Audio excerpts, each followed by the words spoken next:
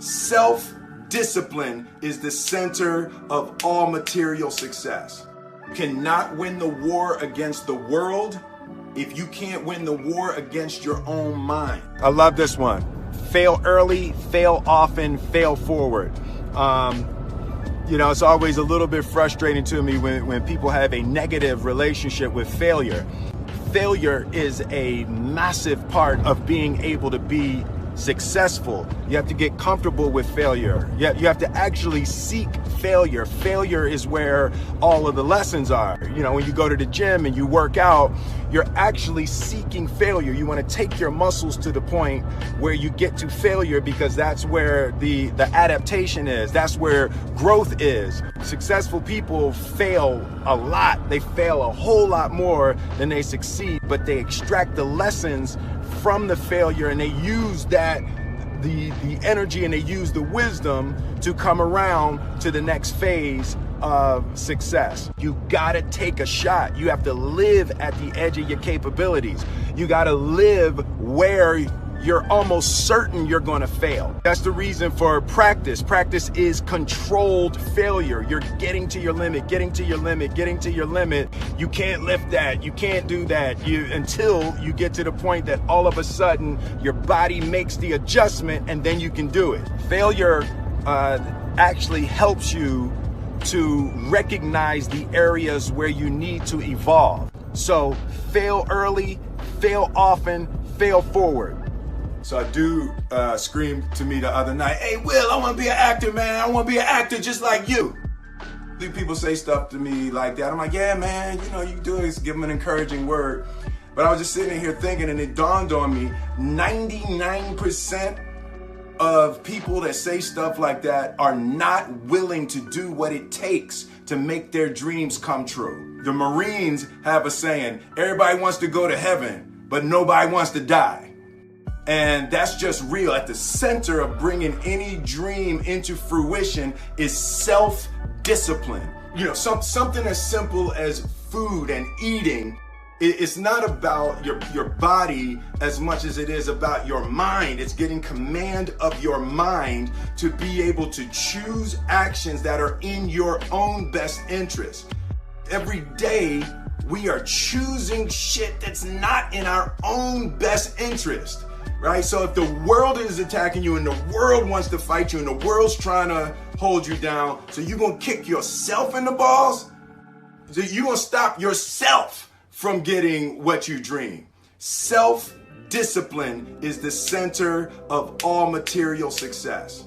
You cannot win the war against the world if you can't win the war against your own mind. The only thing that I can see, and you can never really look at yourself, the only thing that I see that is distinctly different about me is I'm not afraid to die on a treadmill.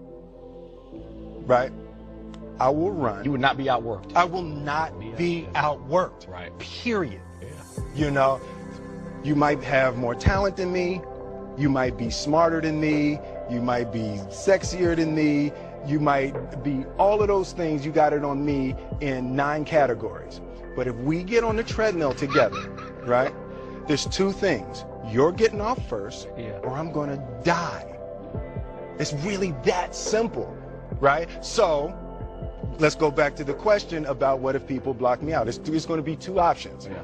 I'm going to get back in, or I'm going to be dead. Yeah. Right? It's like, you're not going to outwork me. It's such a simple, basic concept. It's the guy who is willing to hustle the most is going to be the guy that just gets that loose ball. He got that. Oh, okay, he got 2.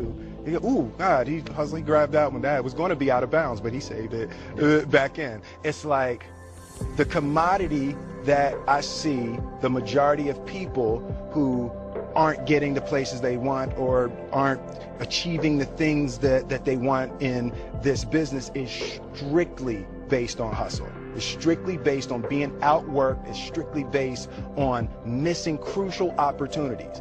I say all the time, if you stay ready, you ain't got to get ready. I believe that self-discipline is the definition of self-love. That when you say that you love yourself, that means that you have behavior towards yourself that is loving. It's like you say to yourself, hey man, look, I know you want to eat that pizza and it'll be really good, but I can't let you eat that, man, because if you eat that pizza, you're gonna feel like shit, and I love you too much to let you eat that. And I think the word discipline has kind of gotten a bad name. We think about it in terms of punishment. I'm not talking about discipline in that way. I'm talking about discipline in the sense that you forego immediate pleasure for the exchange of long-term self-respect. Self-love is, hey, look, I know you got a test on Monday, and I know you really want to go out with your friends. It's Saturday night, you want to go out, but if you fail that test, you're not going to feel good about yourself. I love you too much to let you go out tonight. Self-discipline is self-love. If you want to be happy, you have to love yourself, which means you have to discipline your behavior.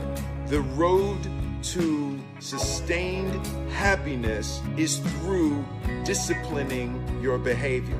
And I learned very young from my parents, absolutely, that you don't try to build a wall. You don't set out to build a wall. You don't say, I want to build the biggest, baddest, greatest wall that's ever been built. You don't start there. You say, I'm going to lay this brick as perfectly as a brick can be laid. There will not be one brick on the face of the earth that's going to be laid better than this brick that I'm going to lay in this next 10 minutes. And you do that every single day. Soon you have a wall. And I think psychologically, the advantage that gives me over a lot of people that I have been in competition with in different situations is it's difficult to take the first step when you look how big the task is. The task is never huge to me. It's always one brick. Me too. Greatness is not this wonderful, esoteric, elusive, God-like feature that only the special among us will ever taste. It's something that truly exists in all of us. It's very simple. This is what I believe, and I'm willing to die for it. Yeah. Period. It's that simple. I know who I am, and I know what I believe. I know who I am, I know what I believe. That's all I need to know. And that's all I need to know. So from there, you do what you need to do.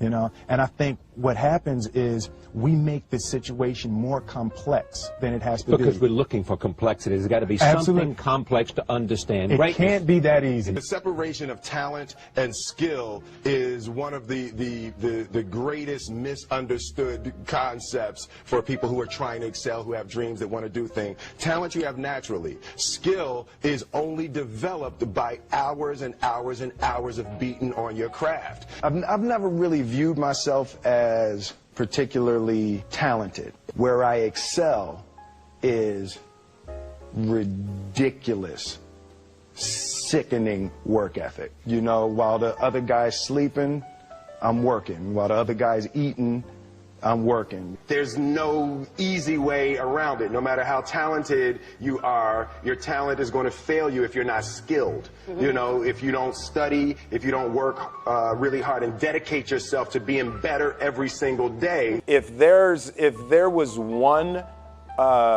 concept that I would suggest to people to take a daily confrontation with, is fear. The problem with fear is that it lies, right? So fear tells you, hey, if you say that to that girl, she's going to know she has you, and she'll never really be attracted to you if she knows how much you attracted to her. Don't say that. No, how we get her is when she walks by, ignore her. Right, it's a smooth, it's like pop it on your shoulder. Fear tells you dumb shit like that, right? You know, so for me, the daily confrontation with fear has become a real practice for me since about three years ago. I went skydiving in Dubai, right? And skydiving is a really interesting confront with fear, right? So everything's normal. So you fly and you go up to 14,000 feet, and you notice there's a light. It's red and it's yellow and green, right? So right now the light's red. So then you start thinking at some point the light's gonna go green and you don't know what's gonna happen, right? And you wait and it goes yellow, the light goes green, somebody opens the door, and in that moment you realize you've never been in a freaking airplane with the door open. Right? Terror, right? So you go, and then, if you were smart, you sat in the back so you don't go first, right? And then people start going out of the airplane. And you go, and the guy walks you up to the end of the thing, and you're standing and your toes are on the edge, and you're looking out down to death. And they say, on 3. And they say, 1, 2. And he pushes you on 2 because people grab on 3. Right? And you go, and you fall out of the airplane.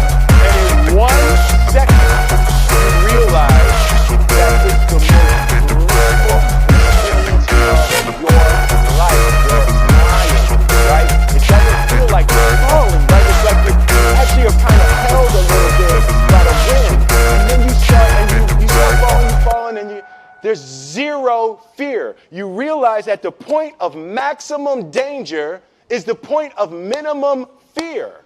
It's bliss. It's bliss. And you're flying. Right? And you're doing that. And then 20 seconds, 25 seconds, 40 seconds. And you have enough time to just kind of be like, oh, shit, that's that building. I saw like that one. Oh, you can see the ocean. Right? You start doing all of that. And the lesson for me was, why were you scared in your bed the night before?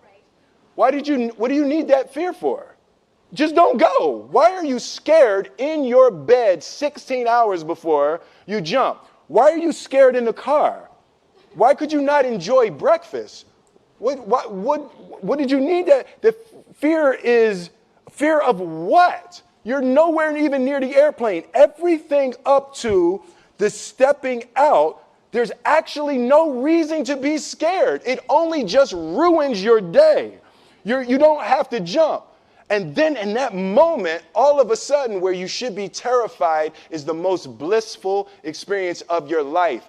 And God placed the best things in life on the other side of terror. On the other side of your maximum fear are all of the best things in life.